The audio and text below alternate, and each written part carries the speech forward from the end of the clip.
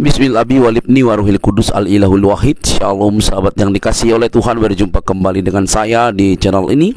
Terima kasih telah mendukung perkembangan channel ini dengan cara subscribe, memberi like, sehingga video dari channel ini direkomendasikan oleh YouTube untuk menjangkau banyak orang. Dan teman-teman boleh memberikan komentar yang berkaitan dengan video yang saya upload, dan dukung saya dengan cara men-share video dari channel ini di berbagai media teman-teman, sehingga ada banyak orang yang mendapatkan informasi dan kebenaran yang disampaikan melalui channel ini. Tuhan memberkati kita. Sahabat yang dikasih oleh Tuhan, ada banyak orang muslim yang saya pikir kena prank oleh karena apa yang terjadi.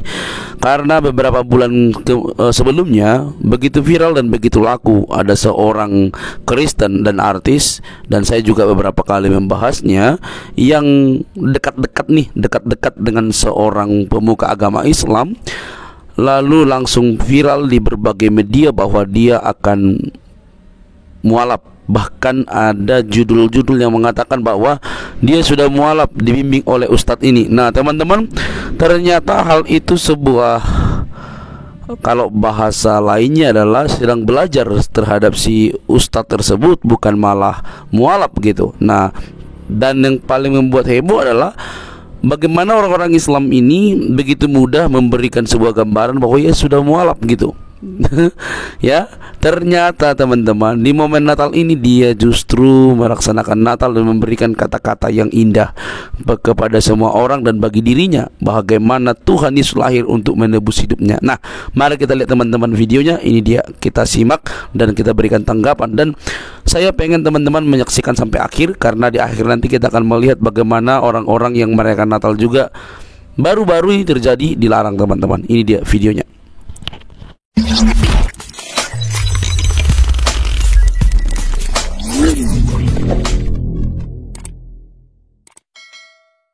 Ini mumpung lagi Natal, gue percaya banget kalau misalnya hidup gue sudah dibeli oleh darah Yesus Kristus yang mati di kayu salib. Jadi Yesus datang ke dunia ini untuk mati di kayu salib, dan dengan dia mati di kayu salib, dia membeli nyawa gue, dia membeli hidup gue, dia membeli jiwa gue. Sekarang gue jadi hak miliknya siapa? Jadi hak miliknya Yesus Kristus. Jadi again, manufacturer atau creator, pembelinya, the purchaser, sama the owner. Dan itu adalah yang berhak untuk ngasih tahu gue ini siapa. Jadinya, gak peduli apa yang orang ngomong tentang lo, mereka gak punya hak apa-apa ke dalam diri lo. Yang pertama, mereka tidak menciptakan lo. Yang kedua, mereka tidak membeli lo. Dan yang ketiga, mereka tidak memiliki lo. Right? Nah, hanya Tuhan yang mempunyai hak untuk nge-labelin lo. Sekarang pertanyaannya, kira-kira Tuhan nge-labelin lo apa? Walaupun teman-teman lo sekarang ini mungkin lagi nge-labelin lo weirdo, kayak gue dulu, pecundang, loser misalnya. Mungkin ini ada seseorang yang lagi butuh dengar ini di Natal tahun ini. Tuhan nge-labelin lo masterpiece. Dia ngerasa lo adalah ciptaannya dia yang benar-benar dibanggakan banget ke malaikat-malaikatnya. Dia benar-benar bangga banget sama ciptaannya, yaitu lo yang lagi dengerin ini. Yang kedua, beloved, yang paling dicintain dari yang paling dicintain. Kalau love aja, ya udah dicintain. Tapi ini benar yang paling dicintainya banget, nget gitu. Karena dia adalah Tuhan yang maha pengasih dan penyayang. Dia sangat sayang banget sama lo. Nah, cuman kadang-kadang gue ngerti, lo sendiri suka mikir, gue masih layak gak sih? Karena, aduh, gue kemarin baru aja berdosa. Ini sebelum mendengarin ini, gue baru aja berbuat dosa. Well, gue pengen kasih tahu lo juga, karena ini bukan kebetulan lo nonton video ini, lo dimaafkan.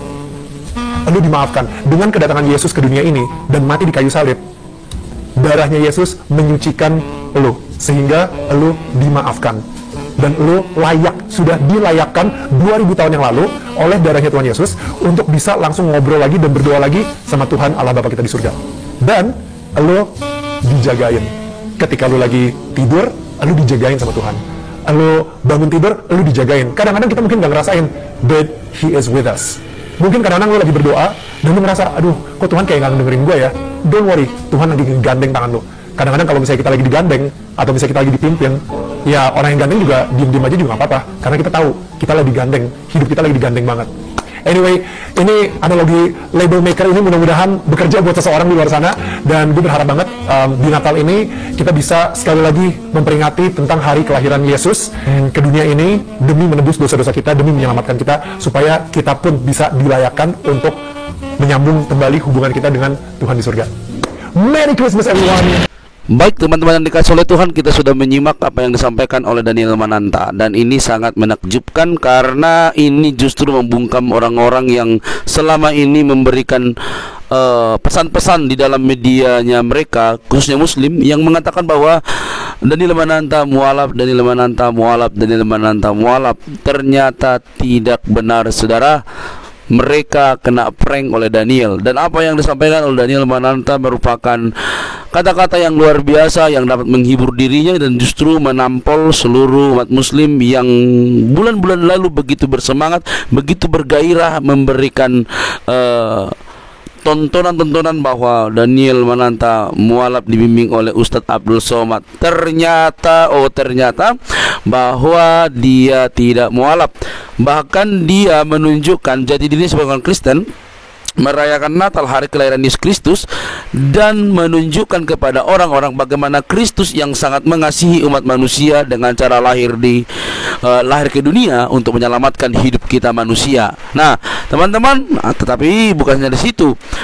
Hari ini kita juga harus menanggapi apa yang dilakukan oleh orang-orang Muslim di beberapa tempat, di daerah tempat tertentu, yang nyata-nyatanya mereka melarang orang-orang yang sedang beribadah, teman-teman. Nah, mari kita lihat videonya dulu ya teman-teman ya, supaya kita bisa melihat bahwa masih ada orang-orang yang berpikiran sempit, yang seolah-olah mereka ini paling memiliki kerajaan surga, atau paling beragamis, paling rohani, paling punya Allah, seperti itu ya. Sehingga orang lain yang berbeda suku, yang berbeda agama, mereka larang. Ini dia teman-teman videonya. Boleh. 4 jam lah. Luar biasa ya. Nggak punya KTP dia. Tuhan kita beda apa ya? Mana siapa tadi nih? Tadi yang sana udah kuiniin. Nih. Mana kalau posisi Beda Bapak? keamanan. Diusir, gimana Pak rasanya Pak? Mana tadi Bapak yang tadi tuh? Kami Natalan loh Pak. Ini udah banyak ini apa? Kalian kumpulkan aja lah. Kayak kalian aja masuk surga. Lihat nanti di neraka itu. Mana? Ayo, rame-rame kalian menghina kami, menjolimi kami. Silakan. Ibadah cuma berapa menit? Terserah. Ngomong Pak. Jangan Pak. Ngomong ayo. Silakan. Ayo. Ini saya viralkan ke seluruh teman saya. Teman saya juga bukan orang-orang kecil ya. Ayo kumpul semua. Angkat semua barang batu gede ini. Tapi kami mohon, ini kan Mohon. Kerugian kalian apa? Melarang kami beribadah. Apa kerugian kalian? Apa kerugian kalian, Pak? tanggal 26, tanggal 25 kebetulan Natal hari Minggu aja, Pak. Apa kerugian Dan kami kalian? minta cuma 4 jam, Pak. Apa kerugian kalian, Pak? Saya Tolong lahir bilang. juga Pak di Aceh, Pak. Bapak apa kerugiannya? Saya di Aceh, Kalau saya beribadah di sini. negara, Pak. Tunggu dia bicara Mas, Hah? apa kerugiannya Mas? Ya, Apa kerugian Bapak? Coba. Serambi Mekah. Kami minta Saya duit bisa kalian. ibadah di sana, Pak. Di Aceh. Kami minta tanah kalian. Di sana. Saya kemarin minta sama desa. peduli, Pak. Kasih kami tempat. Mana tempatnya? Kita hormati. Tempat nggak bisa kalian kasih, melarang doang. Nggak bisa, tempat. Coba ngomongnya jadi. Iya, Bapak bilang, Bapak ngomong, kata Pak Lurah kemarin, Pak Desa, apa dia bilang? Semua anak saya. Kalau anak itu jangan pilih kasih.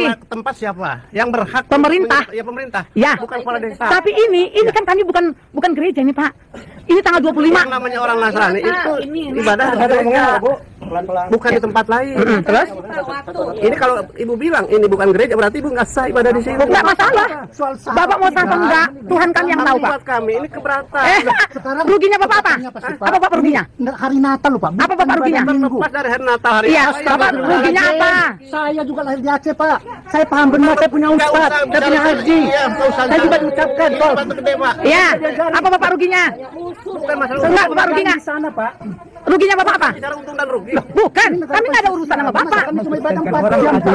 4 jam. Dan ini bukan gereja. Kami hanya Baik teman-teman yang dikasih oleh Tuhan, kita sudah menyimak apa yang terjadi baru-baru ini. Lah, setiap tahun kok masih seperti ini.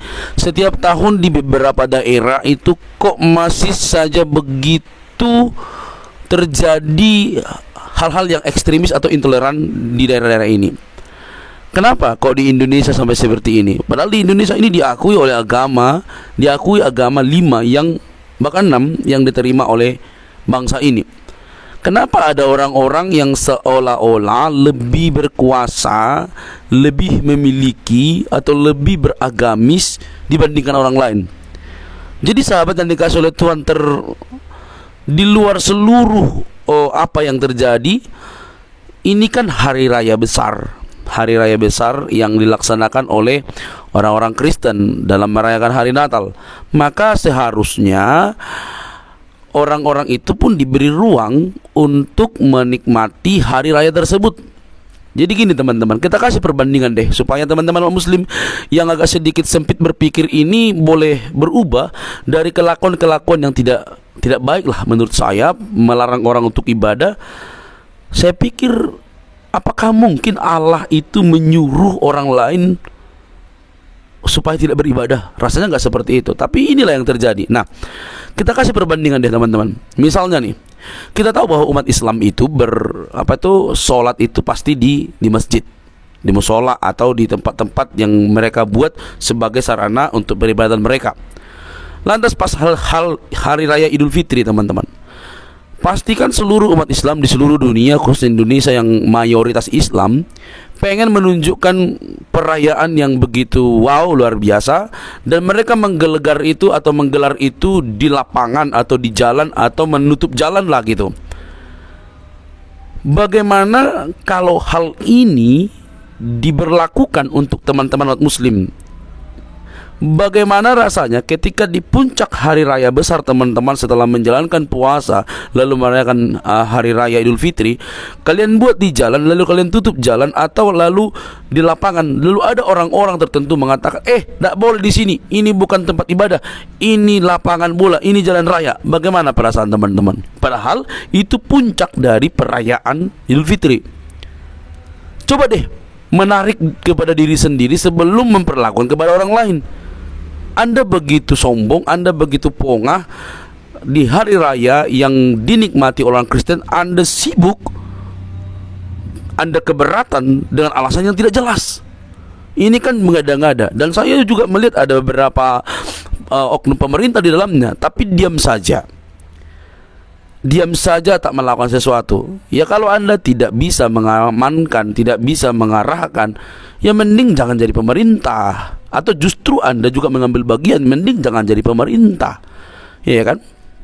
Bangsa ini dihuni oleh orang-orang yang berlatar belakang agama, ras yang berbeda-beda, dan mereka memiliki hak yang sama. Ya toh? Nah, teman-teman dikasih oleh Tuhan, mari deh berpikir secara luas, jangan sempit melulu. Bagaimana kalau di Idul Fitri dilakukan hal seperti itu? Apa yang teman-teman lakukan? Maka saya bilang ini oknum ya. Saya bilang oknum lah, karena tidak semua umat muslim seperti itu. Karena saya banyak mengenal umat muslim yang bergairah juga mengikuti Natal, ya, mendapat angpau, mendapat bantuan. Oke? Nah teman-teman yang soleh Tuhan, Kristus mengajarkan kami sebenarnya bahwa dalam bertindak itu harus memikirkan bagaimana perasaan orang.